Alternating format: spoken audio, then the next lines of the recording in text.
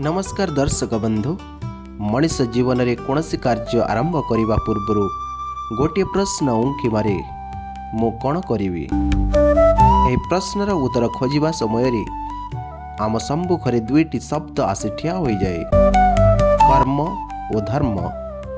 कहीं कहती कर्म ही सबकिछि, आउ कहीं कहती धर्म छाड़ी कर्मर किछि मूल्य नहीं। तेबे प्रश्न होउछि, कर्म बड़ ना धर्म बड़? मनीष जीवन में क्या प्राथमिकता देवा उचित? हाँ दर्शक बंधु, भिडियोटी को शेष पर्यंत देखंतु, जानिपारे किए बड़। प्रथमे जानिबा कर्म कौन। कर्म शब्दर अर्थ हेउछि कार्य, काम, आचरण।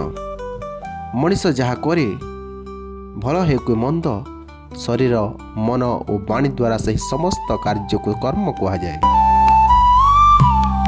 श्रीमद् भगवत गीता कहे, न हि कश्चित् क्षणमपि जातु तिष्ठत्य कर्म कृत। अर्थात मनीष कौनसी क्षण मध्य कर्म छाड़ी रही पारे नहीं। जीवन अर्थ हेउछि कर्म। श्वास नेवा मध्य कर्म, चिंता करिबा मध्य कर्म, निष्पत्ति नेवा मध्य कर्म। तेबे आसंतु कर्मर प्रकार जानिबा।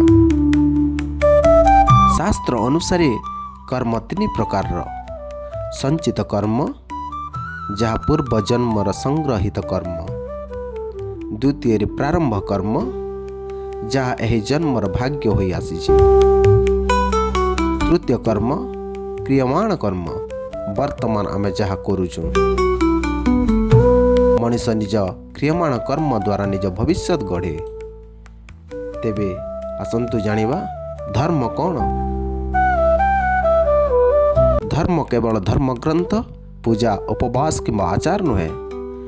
धर्मर अर्थ जहाँ धारण करे, जहाँ जीवन को सठिक पथरे रखे।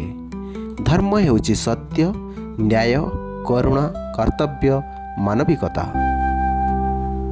माता पिता प्रति कर्तव्य हेउछि पारिवारिक धर्म। देश प्रति दायित्व हेउछि राष्ट्र धर्म। समाज प्रति न्याय हेउछि सामाजिक धर्म। निज आत्मा प्रति सत्य हेउछि आत्मधर्म। हाँ दर्शक बंधु, धर्म बिना कर्मर मूल्य कौन? यदि कर्म रे धर्म न थाए, से कर्म स्वार्थपूर्ण होई थाए। से कर्म अन्याय होई जाए। से कर्म हिंसाकारी होई पारे। एक डाकू मध्य दिन राति कर्म करे, किंतु से कर्म धर्म सम्मत नुहे। एक दुर्नीतिग्रस्त व्यक्ति मध्य खूब परिश्रम करे, किंतु धर्म नथिबारु से कर्म पाप होइथाए। तेणु धर्म बिना कर्म अंधा। कर्म बिना धर्मर मूल्य कौन? अन्यपटे यदि जड़े व्यक्ति कहे, मु धार्मिक, मु पूजा करे, किंतु काम करिबिनी, तेबे से धर्म अधूरा। केवल पूजा करी दायित्व छाड़ी कर्तव्य पलाई धर्म रक्षा हुए ना। श्रीकृष्ण अर्जुन को कही, स्वधर्म निधनम श्रेय। अर्थात निज कर्तव्य करी मरिबा मध्य श्रेष्ठ। कर्म बिना धर्म असार। राम और कृष्ण दृष्टांत, श्री राम पिता आदेश पालन पाई राज्य त्याग वनवास स्वीकार करथिले। यह कर्म धर्मर सर्वोत्तम उदाहरण।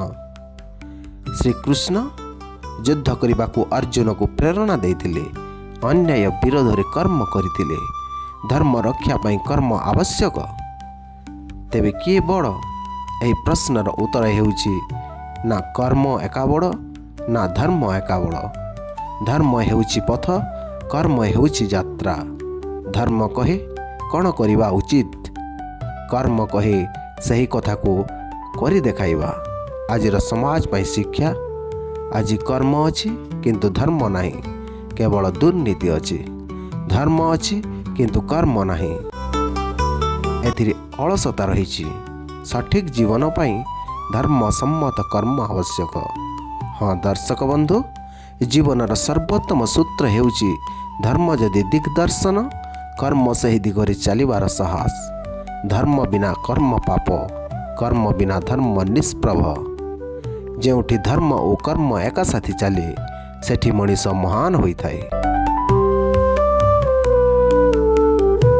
हाँ दर्शक बंधु, भिडियोटी जदि भल लगी गोटे लाइक करी आमर आध्यात्मिक यात्रा सहित जड़ित हो रहिबा पई आम एही चैनल को सब्सक्राइब करंतु।